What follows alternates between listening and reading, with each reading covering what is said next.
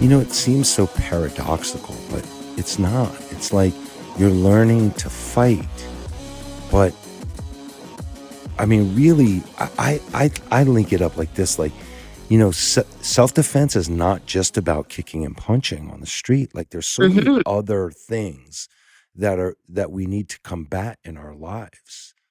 Right. Complacency and lethargy and Mm. laziness and all of these other points that I think that you know f- for sure are being taught up there, like these principles Right. and these points that are guiding not only the physical practice but the mental practice. Right. Right. Because like it is, as Buzz will say it, how often, maybe never in your life will you have to use your punches and kicks, but every day you use the stick-to-itiveness, the focus, the awareness, to stay out of situations. Those are things that we use every day. Right.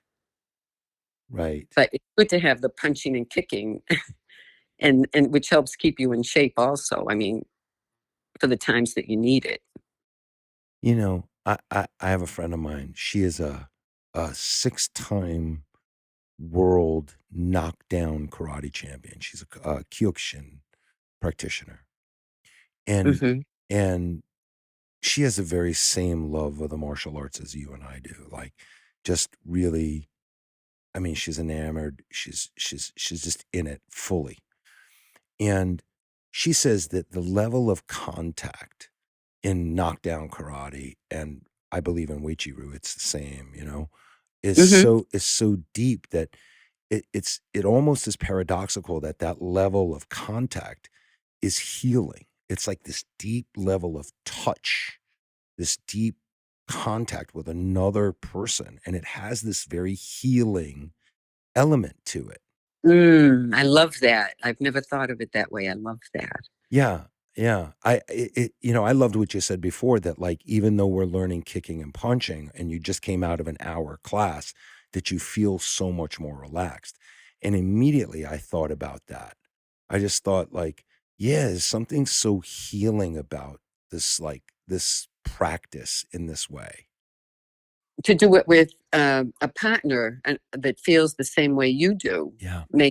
doubles the joy of doing it. Yeah, they don't have to be a black belt, but they certainly need to kind of behave like one, right? Like, they have to be focused, right? I don't mind working. I certainly don't mind working with white belts, but I like working with the white belts and the yellow belts and the blue belts that have a commitment to the principles of the martial arts. They know it already. They've made that decision. That to me is like, oh yeah, we're cut from the same cloth. You and I are alike. You don't have Yeah, to be a black belt to act like one. Just make the decision. yeah, I like that. Like that. Like my friend Tom Clifford says, stop kicking tires and slamming doors. Like, no, like make the decision and practice. And then you're you're in. Like it just that's you you behave, belong, become. Like you just once you make that decision and then you get there. Right. I think it takes a while for some of them to get there. When they Yeah. start, we have to go over the dojo etiquette, how you know what I mean? They don't know anything Yeah. when they come in. Yeah. They don't Yeah. know how black belt acts. Yeah. And I find so And not by watching. I try not to be disparaging about generations. I really I don't really buy it, but sometimes it does feel as though because these traditional martial arts is not I feel it's not as prevalent in this country as it once was, that the ideals seem further away from people. So it seems like it takes a little bit longer for people to get acclimated to the ideals and the principles than it did once before.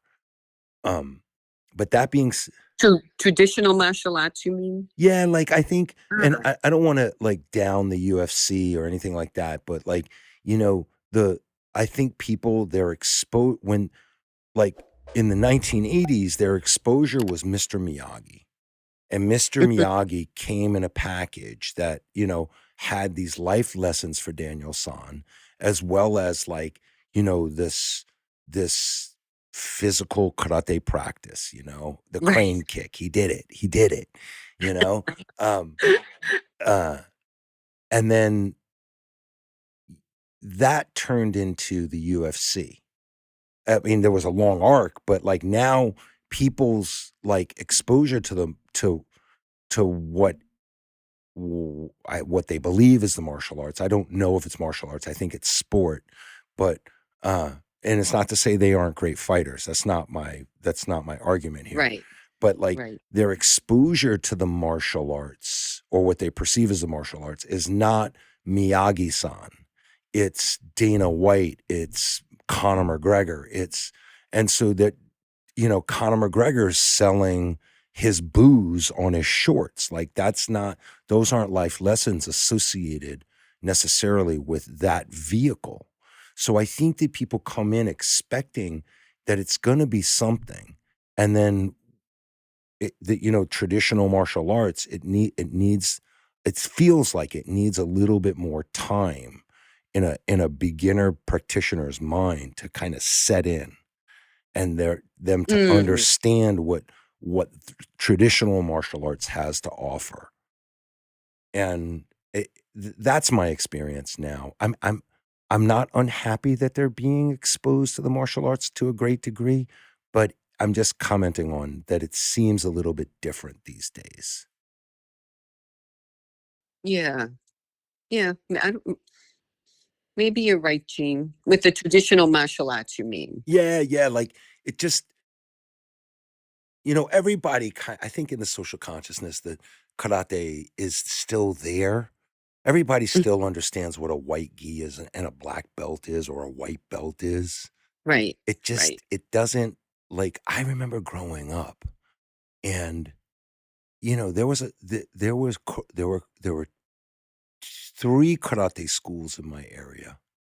Uh Hmm. One was a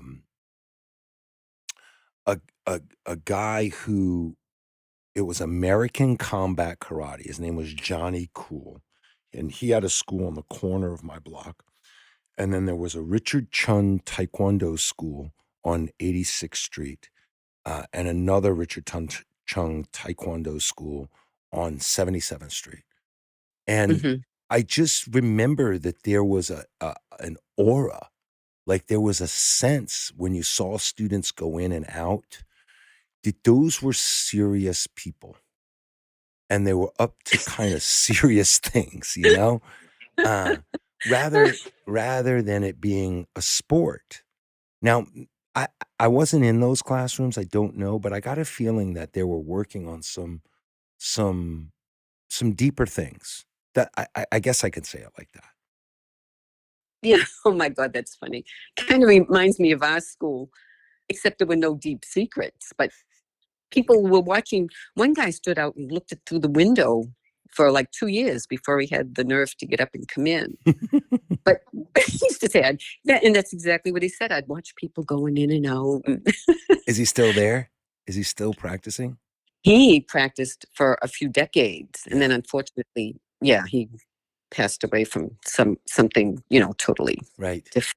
But yeah, he did. He came in and he was there for a long, long time. Uh-huh. Hey, Judy, I have a question. I don't know if it's fair, like, but as one of the senior practitioners in the world, what do you think about? Do you feel like you have a responsibility to karate? Do you feel like, because I do. Oh yes, absolutely, June. Like you're a ninth degree black belt, like I know. I tell everybody in my class, like, look, your goal should be black belt, but like once you get there, my goal is ninth degree, and I'm going there. And if you guys want to and you all want to come along, may I suggest you set that goal yourself. Like we're headed to ninth degree, so you're where I'm headed. Like I just so I just wonder to myself if there's a sense of responsibility to karate, to Uechi-ryu, being that Oh like one of the senior practitioners in the world. There absolutely is. There absolutely is. And we have so many young girls and women, and even we get women visiting from other dojos, and I know they all look up to me, and I just try to do my best to set a good example and help them in their journey to whatever rank or whatever goal that they're trying to set. Yeah, there's a huge responsibility. Yeah. Yeah, and I take it very seriously. And I take it very seriously because I want them. And this isn't why I started the martial arts, but it's definitely one reason why I keep going because I love it, but also the self defense reasons. And I want these women, boys, men, women, children, or whatever, to be able to defend themselves, to have,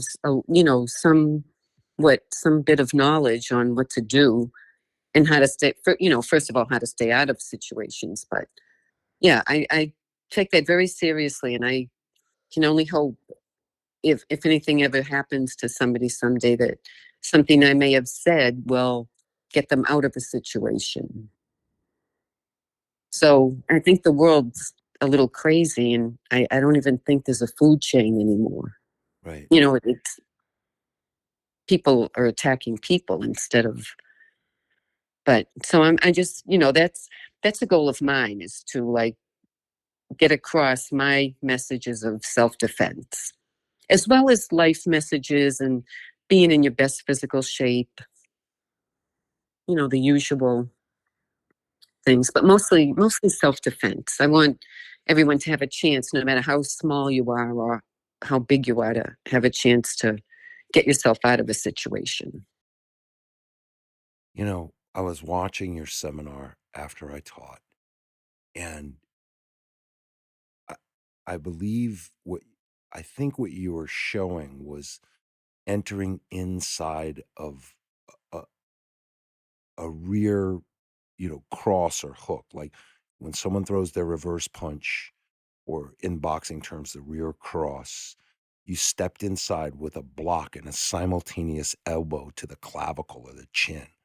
And I thought to Mm, myself, oh my gosh, this is like this person knows what they're doing.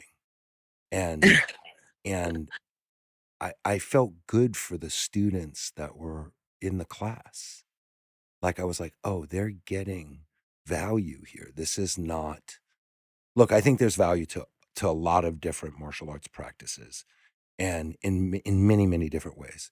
But just to speak to what your goal is, what I heard that your goal was or is as a senior practitioner, and I don't mean senior in age, I mean senior in rank for those listening, like the ninth degree black belt, like that's the top, well, I know that you're still practicing every day. So but it's one way to frame it. But I thought to myself, yeah, these students are are really getting something that is applicable. And yeah. Well, I think women are too kind. You have to be kind, but not when you can't be. You're kind until you're not. So you have to move quickly, move before they do, hit hard, hit first, and hit fast. Unless, if there's no other alternative, like getting away. right, I'm just sitting with that, Judy. Like I'm listening to one of the senior practitioners shit like spread some wisdom, and I'm just taking it in as a student. I want them to have a warrior attitude. Be more like a cop. The cops have an attitude of, um, my safety first, your feelings second. Uh-huh. So they can't be afraid to make a fool of themselves by screaming or whatever. There's a whole thing, but I just want them to be more empowered. I know that's the word that gets tossed around lightly, but it does mean to have more confidence and belief in yourself. Be more empowered and think like a warrior. Do you think that that's like when you say think like a warrior, you think my safety first, your feelings second? And is that what you mean? Or is there more to that? Think like a warrior. I feel like when I say that, it means don't. If you have that gut feeling, and you always have to trust your gut, be a warrior. Protect yourself, protect your family. So you get you get. If you have a gut instinct, you have to have guts, and always trust your gut. I love that. That's going in the liner notes, Judy. If you have a gut instinct, you got to have guts. Did I get Yeah, it right? you did. Yeah. Judy, when I was competing, the person that coached me to 6 national championships and to go to the worlds uh, was a female. And I always thought to myself, she was tougher than any of the males that I ever fought. She I had love a it. she had a protective instinct. Like, she was very protective of me, but when we Hmm. would spar, when we would do kumite, I mean, she would whoop my ass.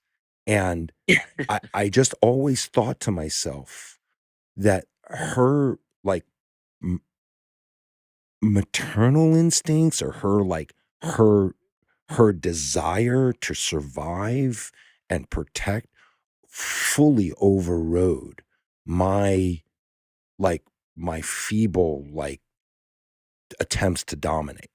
Like, it was wild to see. She was just so masterful, and she would hit me, and, like, it would hurt, like, she was not messing around.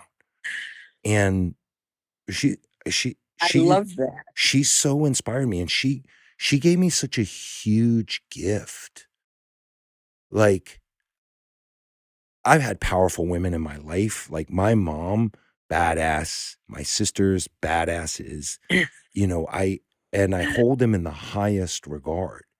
And to have a karate teacher that ultimately coached me to, you know, I didn't win the worlds. I went to the quarterfinals, but the year before I beat the current world champion in Vegas. Like, and it's I don't see that to, like, go like, oh, I'm patting myself on the back. What I'm trying to bring to light is that Hmm. it was her messaging, her strategies, and her, like, methodology that totally got me there. And I did it in we trained together for about 3.5 years. And, like, Hmm.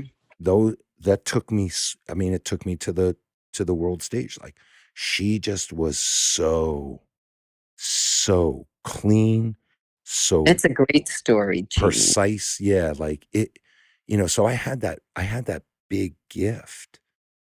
It was like, she is forever in my heart, as I'm just forever grateful to her for what she gave me, but also as That's awesome. yeah, So she passed something on. I love that. yeah. Yeah, She yeah. made an impression on you, and it helped you in your life. Oh, yeah, for sure. It's still operating. But, Hmm. it's interesting. Part of me wants to say, like, I still remember the feeling of her hook kick hitting me in my head. Like, and I think maybe that I needed that to get the message,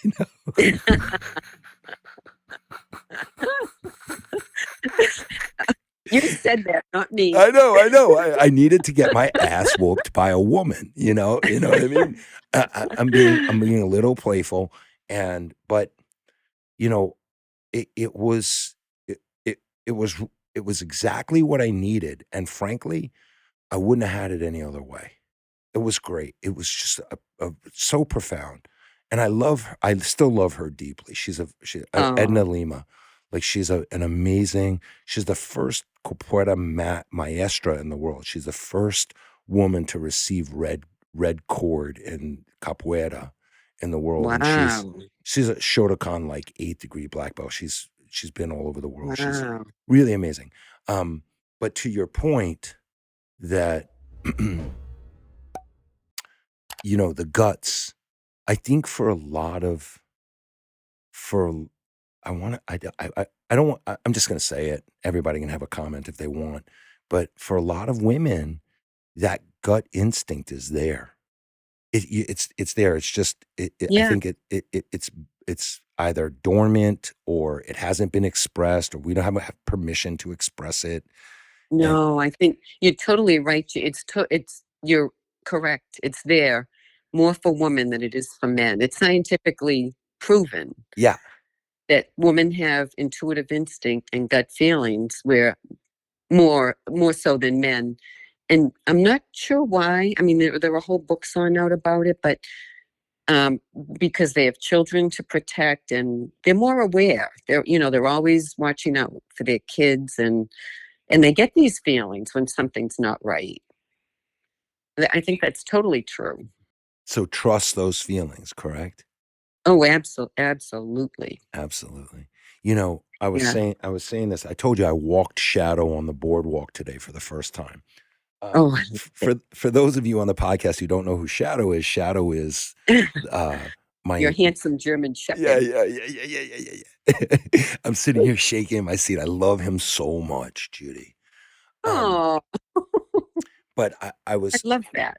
I was telling someone that, it's so interesting to watch when I'm walking the dog and there's a grammar school that's a block away from my house. So in the mornings, there are there are both moms bringing kids to school and dads bringing kids to school.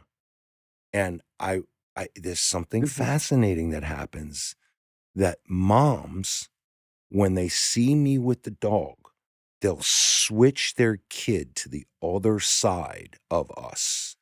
They'll go in between the dog and the kid. And I'm like, Oh, "Wow, look at that." Like, that's this, like, instinctive, protective quality. And yeah. I'm not saying men are always oblivious, but I don't know I don't know the same thing. Like, dudes will throw their kids in front of the dog before they get there, but no, I'm kidding, I'm kidding. Um, I know. but Isn't that amazing, though? it Yeah. for me to watch as a martial arts instructor, that Hmm. like, protective thing, I'm like, Yeah. "Oh my gosh, it's so beautiful to Peaceful. see." It Now is. Shadow's not aggressive at all. He doesn't growl, he doesn't lunge, he's such a sweet dog. But they don't Mm, know that. They don't know that when they're walking up the block. right. And it's like a really very powerful statement in terms of Yeah. guts. It's there. Yeah. It's in there. It's incredible. It's priceless, really, to watch. I love that. Judy, any words about like Uechi-ryu or karate or a lifetime of practice that you could share for someone who loves the martial arts or who's thinking about coming to the martial arts? Hmm. Yeah. I not only do I think martial arts is essential for everybody, Jean, I think it's absolutely necessary for everybody. Men, women, children, it doesn't matter. Um, Women, for just to build up their confidence and self defense, and even young boys, it could make them less of a threat to women as they get older. Right. They're in the right environment. Um, and I guess all I can say is that it's like my painting. You know what our painting is like. I Yeah. love my art. I love my martial arts. I love my art. They both bring me joy. They both inspire me to do better. And the more times I do them, the more joyful I am while I'm practicing martial arts or painting. But I just thought of something kind of funny. It's like all these questions you were asking me, and all I have to say is martial arts is the answer to everything. Sorry, I just made that up. Yeah. Yeah. And there it But is. E- yeah, so it doesn't matter what you're looking for in life. Martial arts to me is the answer to everything. peaceful mind, good health, physicality. It's good for everything. Good relationships. Good relationships. Totally. Imagine, I mean, all the people that for decades have gone through the ranks together, they're friends for life. Beautiful.